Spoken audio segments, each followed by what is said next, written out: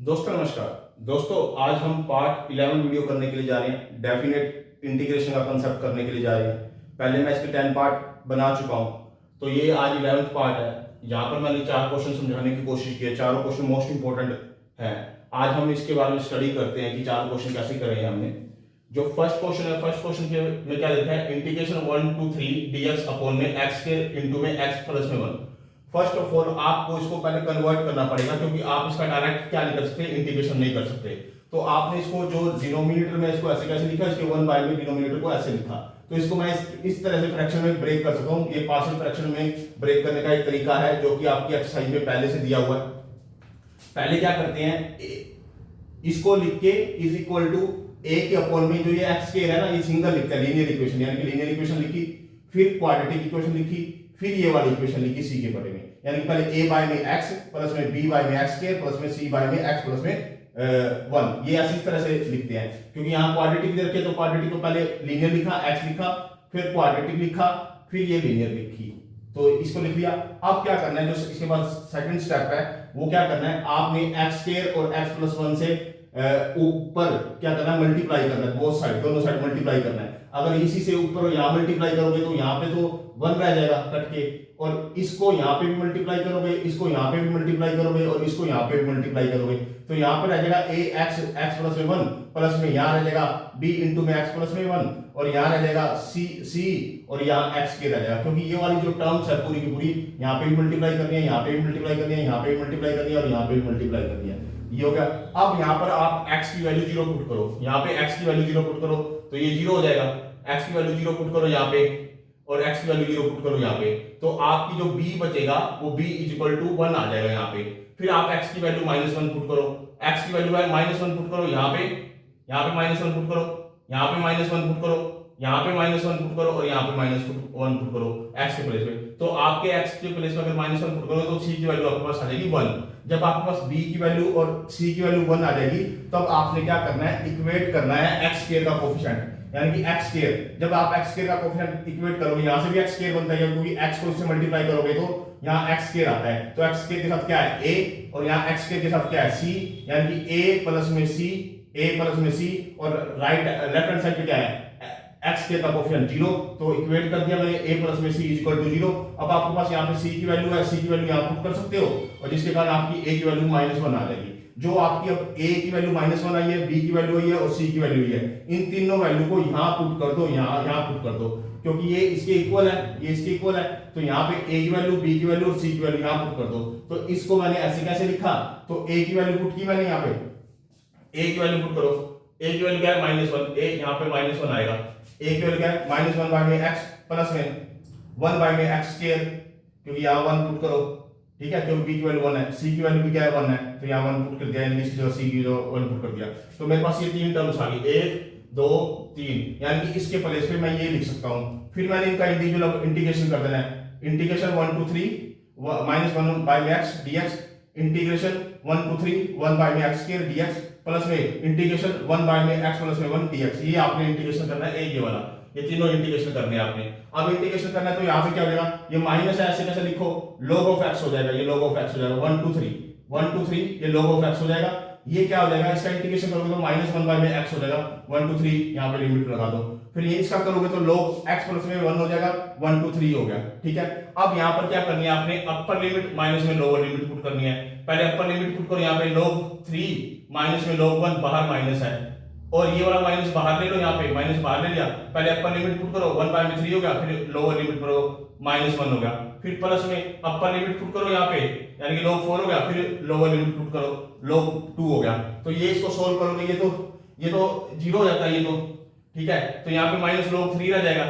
और ये आपका सोल्व होके -2 बाय में 3 आएगा, और जो कि बाहर माइनस है तो 2 बाय में 3 प्लस का हो जाएगा, प्लस में log m बाय में n, log 4 बाय में 2 हो जाएगा यहाँ पे। अब आपको इतना लिखना है तो इतना लिखा रहने दो, और आगे एक और 2 स्टेप और करने तो आप आगे 1-2 स्टेप आप और भी कर सकते हो। अब इसमें जो सेकंड क्वेश्चन है, सेकंड क्वेश्चन क्या कहता है, integration is equal to 1 to 2 x plus में 1 अपॉन में x इंटू में x प्लस में 2 और dx, ये आपको सोल्व करना है। अब आपके पास क्या है, इसके पहले पार्शियल फ्रैक्शन बना लो, इसको क्या लिखो, x प्लस में 1 x प्लस में 3 अपॉन में x इंटू में x प्लस में 2। अब इसको क्या करो, a बाय में x प्लस में b बाय में, ये सेकंड वाला लिख दिया है। अब क्या करना सेकंड स्टेप में कि आपको x से और x प्लस में 2 से न्यूमिनेटर को मल्टीप्लाई करना, यहाँ पे भी और यहाँ पे भी, यानी कि इन दोनों से न्यूमिनेटर को लेफ्ट हैंड साइड पे भी और राइट हैंड साइड पे भी मल्टीप्लाई करना है, यानी कि x से और x प्लस में 2 से। जब आप इससे इसको मल्टीप्लाई कर दोगे अब तो ये कट जाएगा, इधर रह जाएगा लेफ्ट हैंड साइड पे x प्लस में 3 रह जाएगा, इधर x और x प्लस में 2 से मल्टीप्लाई करोगे इसके साथ तो यहाँ x प्लस में 2 रह जाएगा, प्लस में यहाँ पर करोगे ये इसके साथ पूरा मल्टीप्लाई तो यहाँ पे b के साथ x रह जाएगा। अब यहाँ पे आपने क्या करना है, x के प्लेस में पहले 0 पुट करो। अगर x के प्लेस में 0 पुट करोगे तो ये 0 हो जाएगा, यहाँ 0 पुट करोगे तो यहाँ 0 पुट करो x के प्लेस में, ठीक है, और यहाँ x के प्लेस में 0 पुट करो तो जो a की वैल्यू आएगी वो 3/2 आएगी, आप निकाल लेना ये वाली बात। तो x -2 पुट करो, यहाँ पे -2 पुट करो, यहाँ पे -2 पुट करो, यहाँ पे -2 पुट करो तो b की वैल्यू आ जाएगी आपकी -1/2। ये तो आपके पास a की वैल्यू और b की वैल्यू। अब a की वैल्यू यहाँ पे पुट कर दो और b की वैल्यू यहाँ पे पुट कर दो, यानी कि a की वैल्यू 3/2 मैंने पुट कर दी, a यहाँ पे 3/2 पुट कर दी तो 3/2 1/x हो गया साथ में। फिर b की वैल्यू -1/2, यहाँ पे मैंने b की वैल्यू -1/2 पुट कर दी, -1/2 1/x प्लस में 2 होगी। अब देखो जो ये वाली वैल्यू मैंने पुट किया नहीं, इसके प्लेस में मैं ये लिख सकता हूं। अब मेरे को इसका इंटीग्रेशन करना है, 3/2 मैंने ऐसे कैसे लिखा, इंटीग्रेशन 1 to 2 1/x dx और माइनस का 1/2 इंटीग्रेशन 1 to 2 1/x प्लस में 2 dx। ये इसको दोनों को सोल्व करना है, मेरे को इसको और इसको सोल्व करना है। अब मेरे पास क्या है, 3/2 मैंने ऐसे कैसे लिखा, इसका इंटीग्रेशन हो जाएगा log x और 1 to 2 इसका लोअर लिमिट और अपर लिमिट, माइनस में 1/2 log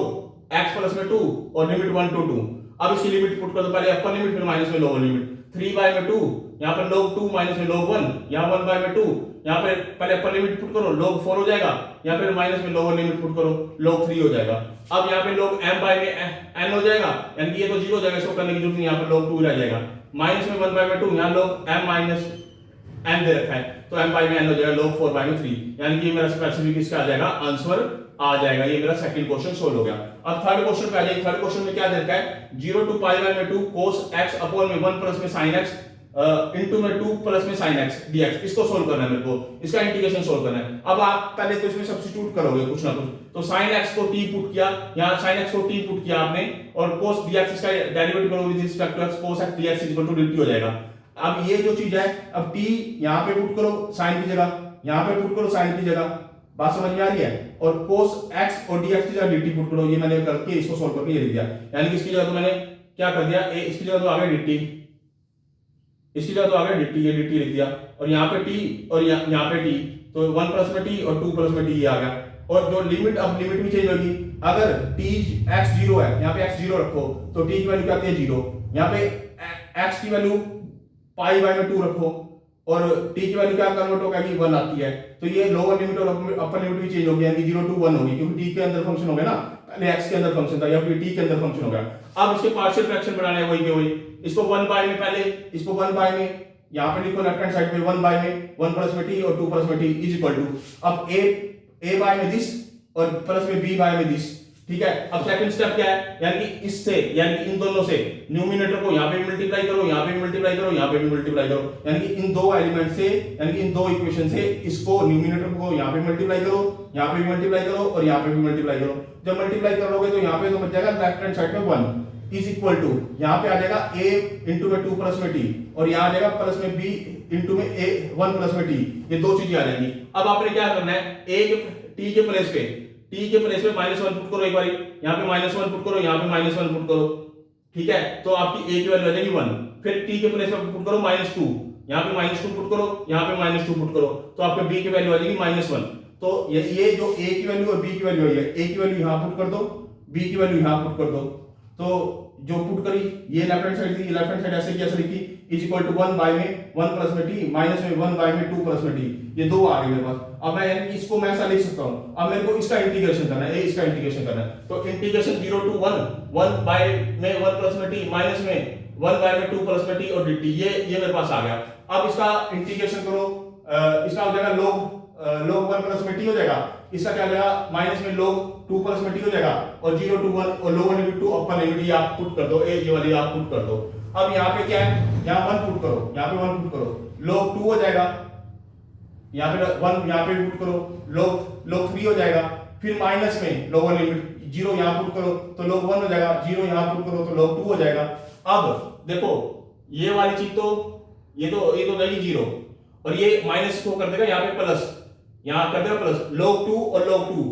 दो log 2 हो जाएंगे यानी 2 log 2 हो जाएगा और ये हो जाएगा माइनस log 3। अब ये वाली जो log के आगे जो ये 2 है ये पावर में चला जाएगा यहाँ पे, तो यानी कि log 2 की पावर 2 हो जाएगा और ये बाय में आ जाएगा 3, यानी कि ये आपका स्पेसिफिक आंसर आ जाएगा थर्ड क्वेश्चन का, यानी कि थर्ड क्वेश्चन आपका ये सोल्व हो गया। अब आ जाइए फोर्थ क्वेश्चन पे। फोर्थ क्वेश्चन क्या लिखा है, इंटीग्रेशन 0 टू पाई बाय में 2 dx अपॉन में 5 प्लस में 3 cos x, ये आपको गिवन है, ये आपको गिवन है। अब इसकी क्या करनी है आपको, 0 टू पाई बाय में 2, ये आपकी लोअर लिमिट है, ये आपकी अपर लिमिट है, dx अपॉन में, ये अपॉन में 5 इनटू में cos स्क्वायर xy में 2 प्लस में sin स्क्वायर xy में 2, क्योंकि जो 5 के साथ है ना वो 1 अंडरस्टैंड है तो मैंने 1 को लिख दिया, यानी cos स्क्वायर xy में 2 प्लस में sin स्क्वायर xy में 2, और जो ये 3 cos है ना यहाँ पे, तो मैंने 3 को तो बाहर रखा और cos 2x का फॉर्मूला होता था cos स्क्वायर x माइनस में sin स्क्वायर x, यहाँ पर अब x है, cos यहाँ पर केवल cos x है, वो 2x का फॉर्मूला था, तो यहाँ पे x है तो यहाँ पे क्या आ जाएगा cos स्क्वायर xy में 2 माइनस में sin स्क्वायर xy में 2,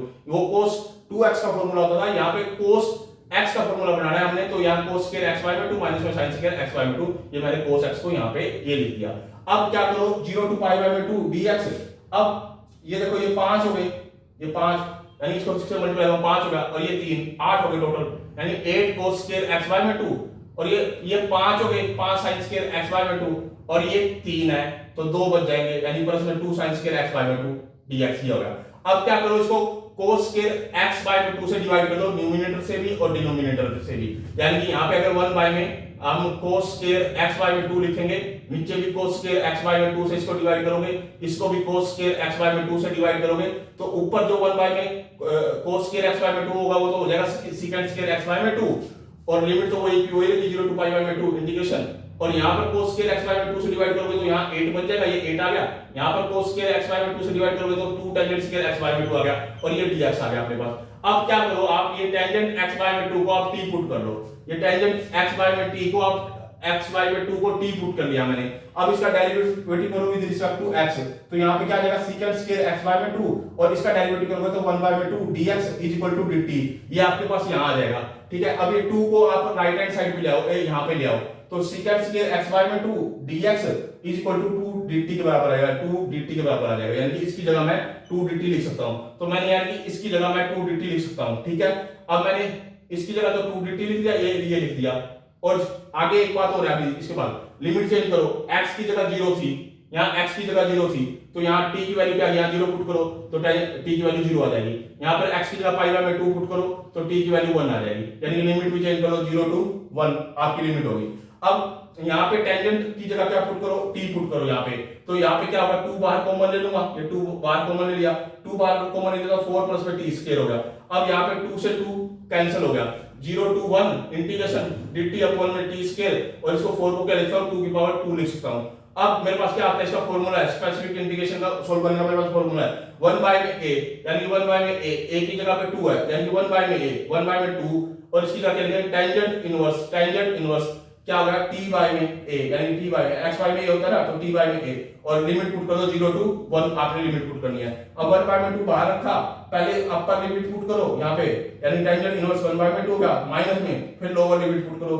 टेंजेंट इनवर्स 0 हो गया, जो कि आपके पास क्या आ गया 1 बाय में 2 टेंजेंट इनवर्स 1 बाय में 2, ये इसका स्पेसिफिक आंसर आ गया। दोस्तों आज हमने पार्ट 11 वीडियो का जो कि डेफिनेट इंटीग्रेशन का है वो कंसेप्ट किया, इसके अंदर 4 क्वेश्चन किए हैं, चारों को पहले पार्शियल फ्रैक्शन कैसे बनाते हैं और फिर लिमिट को कैसे कन्वर्ट करते हैं, फिर सब्स्टिट्यूशन मेथड से इन क्वेश्चनों को कैसे सोल्व करते हैं। मोस्ट इंपोर्टेंट कंसेप्ट है ये आपका डेफिनेट इंटीग्रेशन के लिए। अगर आपने डेफिनेट इंटीग्रेशन से पहले इंडेफिनेट इंटीग्रेशन को नहीं देखा है तो पहले इंडेफिनेट इंटीग्रेशन को कंप्लीट देख लीजिए, क्योंकि वहां पे basic rules regulation basic fundamentals यहाँ पर डायरेक्ट यूज होते हैं। ये आईसीएसई बोर्ड के लिए, सीबीएसई बोर्ड के लिए, हरियाणा बोर्ड के लिए, सभी के लिए मोस्ट इंपोर्टेंट क्वेश्चन है। दोस्तों आप वीडियो को लाइक भी करो, कमेंट भी करो, शेयर भी करो। अगर कहीं पर आपको कोई एरर लगती है तो आप एरर भी कमेंट बॉक्स में मेंशन कर सकते हो, और अगर आप कोई सजेशन भी देना चाहते हो वो सजेशन भी दे सकते हो, क्योंकि अगर आप मेरी वीडियो को लाइक और कमेंट और शेयर करोगे या मेरे चैनल को सब्सक्राइब करोगे तो मुझे एक ग्रेट मोटिवेशन मिलता है, मुझे अच्छा मोटिवेशन मिलता है, जिसके बिहाफ पर मैं आपके लिए क्वालिटी और क्वांटिटी के साथ वीडियो बनाने की कोशिश करता हूं ताकि आपकी इस कंसेप्ट पे